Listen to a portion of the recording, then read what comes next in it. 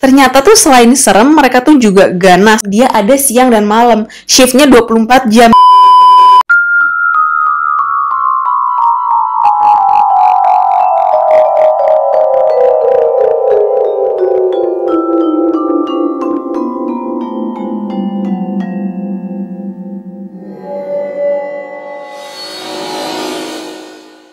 Badabing badabu. Hai bestie, apa kabar? Semoga kalian semuanya sehat-sehat aja. Balik lagi ke channel aku, dan hari ini kita akan ngomongin sesuatu yang horor-horor. Kita akan masuk ke kumpulan kisah seperti biasanya.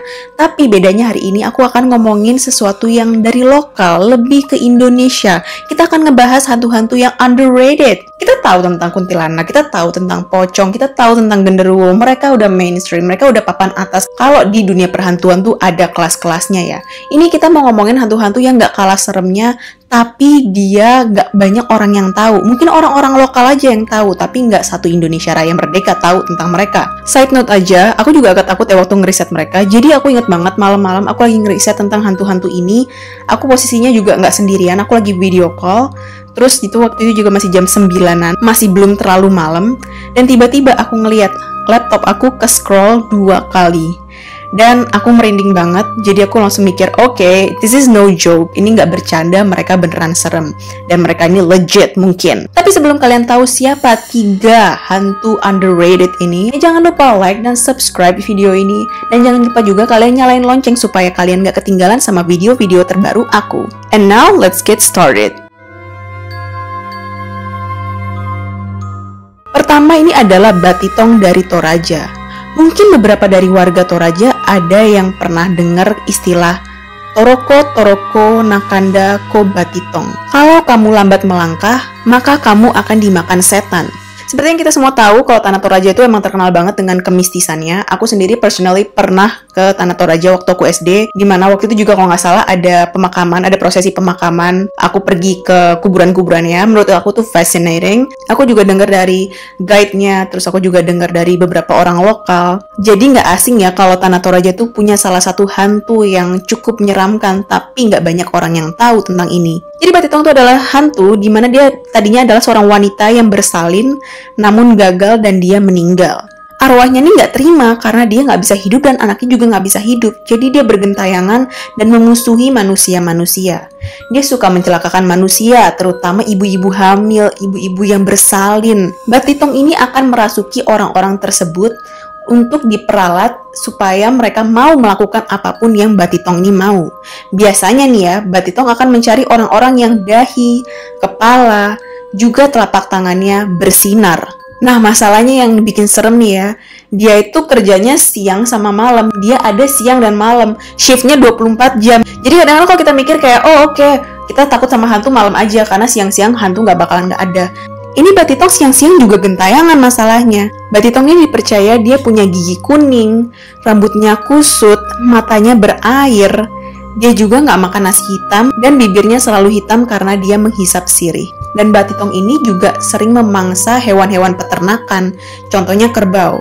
Kenapa kerbau? Karena setahu aku di Tanah Toraja itu kerbau memiliki peran penting ya. Setahu aku, correct me if I'm wrong, kalau misalnya yang meninggal itu adalah laki-laki, maka dirayakan sama kerbau. Jadi kerbaunya disembelih, terus dijadikan sajian. Terus kalau yang perempuan yang meninggal, maka yang disajikan adalah daging babi. Nah, jadi kalau misalnya ada orang-orang lihat kalau misalnya tiba-tiba ada kerbau mati, terus keluar air liur dari mulutnya, dipercaya kalau kerbau tersebut dimangsa sama Batitong. Batitong ini juga suka tinggal di tempat-tempat yang banyak airnya, jadi kayak rawa-rawa, sungai, sawah, bahkan selokan. Dan dia dapat menyerupai berbagai binatang seperti kuda, babi, maupun anjing. Nah, kalau misalnya kita ketemu sama Batitong, gimana sih cara ngusirnya? Pertama-tama kita bisa pakai kayu jarak. Kita pukul ke si Batitong itu, maka dia akan mati. Yang aku tahu nggak akan bekerja sama aku, karena aku ngeliat Batitong aja mungkin udah pingsan. Kedua, dengan cara gelar tikar di perbatasan antara kampung, lalu kalian taruh manikata, itu jadi semacam perhiasan dari Toraja. Dan kalau si Batitong ini berhasil kabur, maka kalian harus mengadakan upacara persembahan yang disebut Mamanu Talu. Atau kalau misalnya kalian pengen ada triple protection, kalian bisa namanya pasang bambu di pintu gerbang kampung kalian. Dan bambu tersebut harus diisi dengan daun pasake dan daun kambuni atau karang bulu. Kedua adalah cerita tentang Begu Ganjang. Mungkin buat kalian yang tinggal di daerah Tapanuli Utara, kalian akan familiar sama si Begu Ganjang ini. Jadi di mana dia adalah hantu yang tinggi banget, dan semakin kalau kalian deketin dia akan semakin manjang, semakin nge-stretch gitu badannya. Mungkin kalau misalnya kita mau ngomong, mungkin ya Slenderman versi lokal. Dan Begu Ganjang sendiri artinya adalah hantu panjang. Ya, seperti ciri-ciri yang disebutkan barusan. Ada juga yang bilang kalau Begu Ganjang ini sebenarnya adalah hantu yang dia berdiri atau hinggap di pucuk-pucuk pohon. Jadi ada dua versi ya, aku nggak tahu mana yang benar. Dan konon si Begu Ganjang ini adalah kayak semacam peliharaan buat orang-orang yang pengen jadi kaya, atau pengen ngalahin musuh, atau pengen jadi sukses, atau apapun kepentingannya itu. Ini kayak semacam peliharaan ya. Jadi dia punya si Begu Ganjang ini, dan cara dia berterima kasih sama si Begu Ganjang ini adalah dengan memberikan tumbal. Dan orang-orang yang memelihara Begu Ganjang ini disebut si Gumoang. By the way, si Begu Ganjang ini dia tuh bisa pria, bisa wanita ya. Jadi perangainya bisa bermacam-macam. Dia juga punya gigi yang tajam seperti gergaji, dan dia suka mencekik korbannya. Terus biasanya ditemuin ada biru-biru di leher kalau misalnya kalian adalah korban Begu Ganjang. Nah, aku ngeriset lebih dalam nih tentang Begu Ganjang karena nggak banyak yang aku bisa temuin. Dan ternyata menurut salah seorang warga, kembali waktu tahun 2013, ada kejadian di mana salah satu tetangganya meninggal karena dibunuh Begu Ganjang. Jadi tetangganya narasumber ini tuh dia pergi ke Brastagi. Di Brastagi dia jalan-jalan lah sama keluarganya, dan dia menemukan ada namanya kebun jeruk.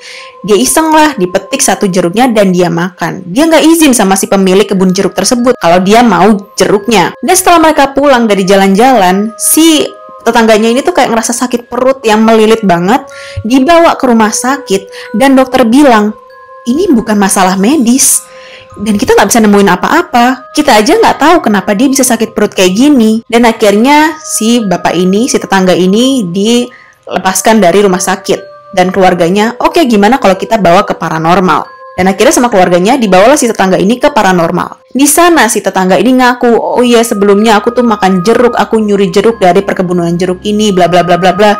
Dan si paranormal bilang, pemilik kebun jeruk tersebut memelihara Begu Ganjang. Begu Ganjang ini nggak suka karena kamu udah mencuri jeruk mereka. Akhirnya kamu dikerjain sama Begu Ganjang. Sekarang mendingan kamu minta maaf sama si pemilik kebun jeruk tersebut. Siapa tahu sakit perut kamu bisa hilang. Sebenarnya bukan karena Begu Ganjang doang ya, ini common courtesy lah, jangan nyuri lah sama barang-barang punya orang. Anyway, akhirnya si tetangga ini dibawa lagi lah ke perkebunan jeruk tadi, dipanggil lah si pemiliknya dan mereka minta maaf, bahkan mereka bikin kayak ritual permohonan maaf.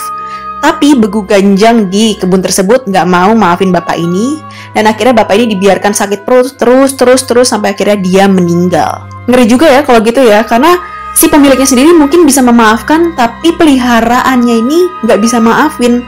Itu udah bukan tergantung si pemiliknya lagi, udah tergantung si peliharaan yang mau maafin atau enggak. Dan ini adalah sesuatu yang di luar nalar, dan kekuatannya juga di luar kuasa kita gitu loh. Dan parahnya lagi, Begu Ganjang ini juga dijadikan alat politik buat saling tuduh-menuduh antara warga, dimana pernah kejadian juga. Jadi banyak banget warganya yang diusir, bahkan dibunuh karena dituduh memiliki Begu Ganjang. Bahkan pernah di tahun 2010, ada salah seorang warga yang satu keluarganya ini dibakar hidup-hidup sama warga karena mereka diduga memiliki Begu Ganjang. Oke, mungkin lain kali kita bisa mempertimbangkan untuk piara anjing aja mungkin, atau piara kucing. I mean, peliharaan lain kan banyak ya, jadi nggak usah aneh-aneh lah. Oke, cerita yang ketiga dan cerita yang terakhir adalah tentang bayi Sima atau anak Sima. Kisah ini berasal dari suku Banjar di Kalimantan Selatan. Ada beberapa yang manggil ini adalah anak Sima, ada yang beberapa yang bilang ini adalah bayi Sima, di mana cerita ini tentang seorang perempuan, dia itu hamil di luar nikah, hasil hubungan gelapnya. Dia malu nih, dia nggak mau punya anak ini. Akhirnya setelah dia melahirkan, dia buang anak ini ke tengah hutan.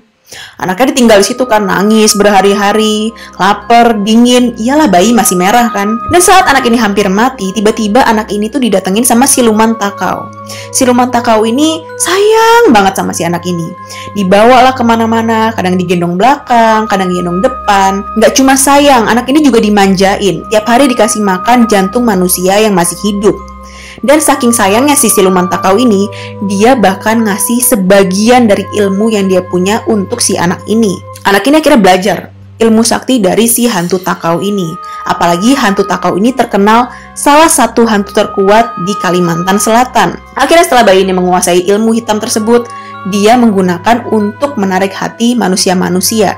Jadi dia akan pergi ke hutan, dia akan nangis di situ, dan entah gimana karena ilmu yang dia punya, suara tangisannya tuh kayak menarik hati orang-orang yang mendengarnya. Orang akan datang mendekati bayi tersebut, dan nanti bayi tersebut akan menggerogoti dada orang tersebut dan memakan jantungnya hidup-hidup. Konon, ada kejadian di mana ada seorang perempuan, dia pergilah ke hutan untuk mencari kayu bakar. Tiba-tiba dia dengar, oe, bayi nangis. Dia sedih dong, aduh siapa nih yang buang bayi di tengah hutan? Dicarilah sumber suara, dia menemukan bayi tersebut. Di situ dia gendong bayinya, dan yang bikin dia nyes gitu adalah bayi tersebut memanggilnya Uma, yang berarti mama. Akhirnya sama si perempuan tersebut digendonglah bayi ini, dan dia mikir, oke, aku kan gak punya anak. Gimana kalau aku bawa bayi ini untuk jadikan anak angkat aku? Dia gendong bayi ini di belakang, dan waktu perjalanan pulang, bayi tersebut ternyata menggerogoti punggungnya dan menarik lepas jantungnya sampai perempuan ini meninggal. Oke, ini nambah alasan aku untuk tidak suka sama bayi ya. Oke, jadi hantu-hantu ini tiga-tiganya tuh nggak cuma serem, tapi mereka juga ganas dan berbahaya. Gimana nih ngomong-ngomong menurut kalian? Mana yang paling serem? Kalian juga percaya nggak sih sama gini-gini? Menurut kalian ini urban legend kah? Atau beneran ada kah? Atau cuma isapan jempol belaka kah? Komen di bawah ya. Anyway, ini aja untuk hari ini. Kalau kalian suka video ini, jangan lupa lagi like dan subscribe. Dan jangan lupa juga kalian follow Instagram aku di @monicarajalele. Dan sampai ketemu di video aku selanjutnya. Bye!